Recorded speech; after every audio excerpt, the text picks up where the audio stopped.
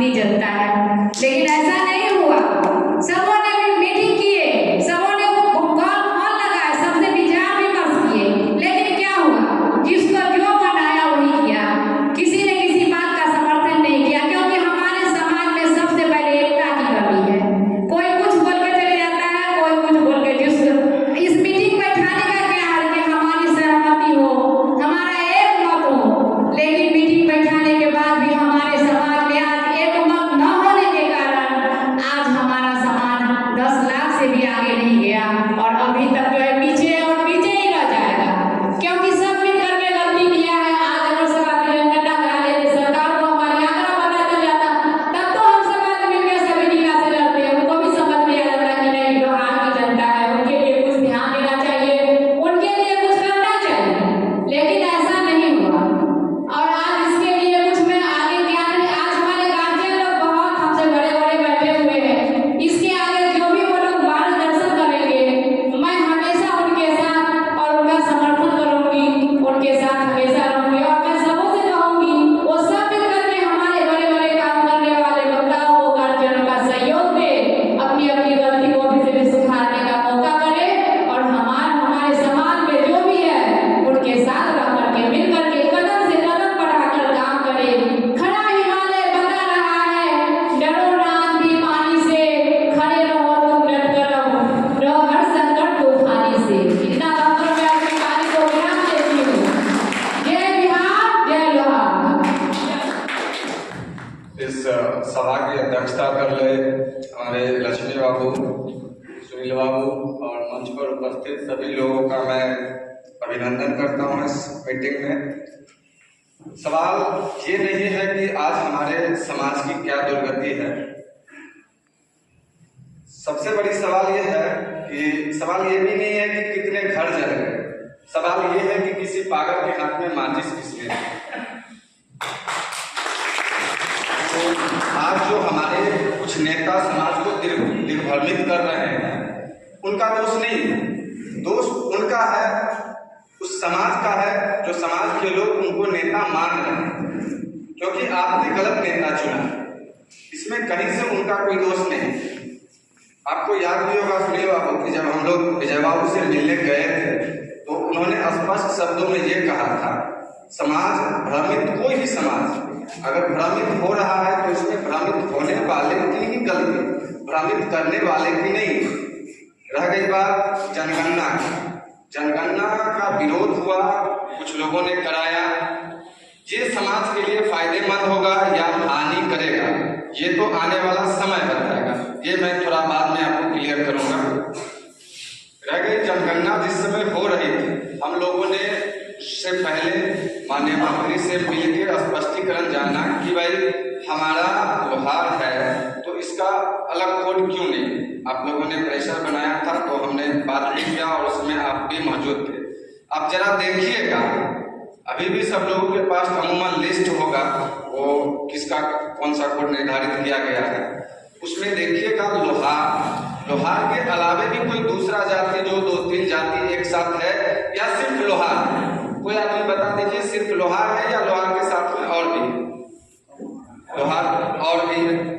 लोहार के साथ में बहुत ऐसी जातियां हैं जिसको एक कोड के, बहुत सारी जातियां हैं जिसको एक कोड के अंतर्गत जनगणना करवाया गया है। चूंकि लोहार समाज जरूरत से ज्यादा पढ़ा लिखा है, मानने को तैयार है। आप समझाने जाइएगा, आप ही को समझा के भेज देगा। सवाल 14 तरह, माफ कीजिएगा हम थोड़ा वो बोल रहे हैं, ठीक है। और लोगों ने नहीं माना, जनगणना का विरोध कराया। आज अगर सरकार के पास कुछ आंकड़ा है तो ये हम लोगों की बदौलत है कि समाज के कुछ लोगों ने जनगणना कराया है। और जो लोग जनगणना का मुख्य रूप से विरोध कर रहे हैं, एक बात बताइए, किसी भी राज्य में कोई भी एक छोटा आप समाज में चले जाइए, सबसे निचले तबके के लोग के लीजिए, लोग को आप उठाइए, उसका डेटा सरकार के पास है या नहीं? कोई एक आदमी बता दीजिए, उसका डेटा सरकार के पास है ना? हर डेटा रहता, आप किसके बेटे हैं, किसके पोते हैं, किस जिले में रह रहे हैं, किस वार्ड में रह रहे हैं, सारी जानकारी सरकार को, किस कम्युनिटी से बिलोंग करते हैं, किस जाति से बिलोंग करते हैं, कहाँ आपने शादी किया है, कहाँ आपने क्या किया, सारी जानकारी सरकार के पास। आदमी हमको बता दे। और आज कह रहे हैं कि सही आंकड़ा नहीं आया हाल तक। इसके लिए राज्य सरकार कहीं दोषी नहीं है। दोषी वो लोग हैं जो जनगणना का विरोध कराए, और उससे भी ज्यादा दोषी वे हैं जो उनकी बातों को मानकर जनगणना का विरोध किए। रह गई, मैं आरक्षण के मुद्दे पर बता दूं आपको, चूंकि संविधान में ये स्पष्ट लिखा हुआ है कि कोई भी राज्य सरकार किसी दूसरी जाति को आधार बना के आरक्षण नहीं दे सकती। और संविधान अंग्रेजी में लिखा हुआ है और उसमें लोहार को लोहड़ा लिखा हुआ है। और राज्य सरकार ने जो आपको आरक्षण दिया है वो आपको लोहड़ा के आधार पर ही मिला, जो कि आपको 6 साल के लिए चला। और ये बाय जबरदस्ती, जिसको कहते हैं बाय फोर्स, आपको नियम के विरुद्ध दिया गया आरक्षण। इसके लिए आपको पूरे समाज को, माननीय मुख्यमंत्री को धन्यवाद देना चाहिए कि उसी के आधार उनके मुद्दे आपको जो है 6 साल के लिए आरक्षण मिला और आपने फायदा उठाया।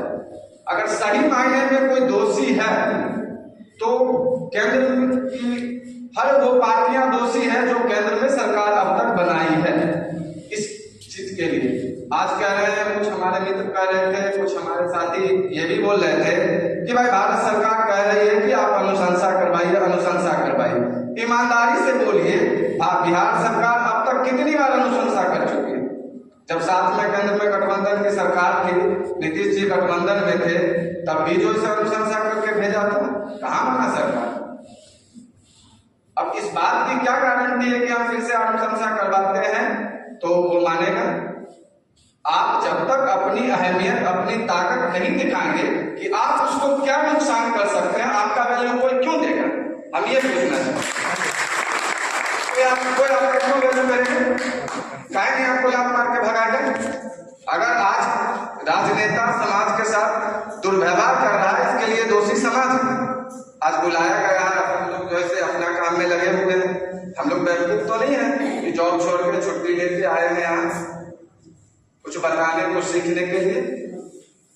अब रह गई फाइल की बात, तो फाइल आपका रेडी है। और फाइल हम लोगों ने 28 अक्टूबर को सुनील बाबू, मुखिया जी, लक्ष्मी बाबू, इन सबके नेतृत्व में, माननीय वित्त मंत्री विजय चौधरी के नेतृत्व में सामान्य प्रशासन विभाग के प्रधान सचिव के हाथों में सौंपी।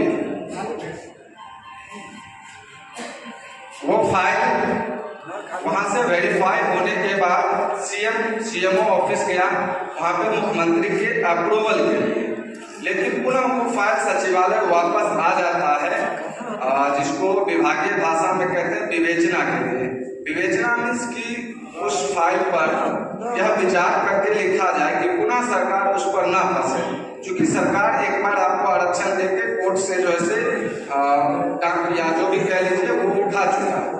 तो इसलिए सरकार अब जो भी लिखेगा उस चीज को देखते हुए लिखेगा। अब रह गई बात, पुनः विवेचना के बाद जाता है फाइल वहाँ अप्रूवल के लिए, सीएम अप्रूवल के लिए। तो वहां से मुख्यमंत्री सचिवालय के द्वारा